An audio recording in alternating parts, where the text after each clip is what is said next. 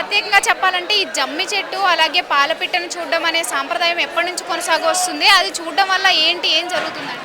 ఈ యొక్క జమ్మి చెట్టు అనేది అలనాడు పాండవులు అస్త్రశస్త్రాలు జమ్మి చెట్టుపై పెట్టి పూజించడం జరిగింది.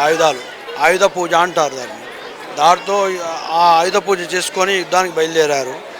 ఈ యొక్క 9 రోజులు అమ్మవారిని విశేషంగా కొలిచారు. 10వ రోజునే ఆయుధ పూజ చేసి జమ్మి చెట్టు పైన ఆ జమ్మి ఆకు అందరూ కూడా పంచడం జరిగింది. ఆ ఆయుధాలతో యుద్ధం చేయడం జరిగినది పాండవులు. ఆ యుద్ధంలో విజయం సాధించారు కాబట్టి ఈ శాస్త్రంలో చెప్పడం జరుగుతుంది.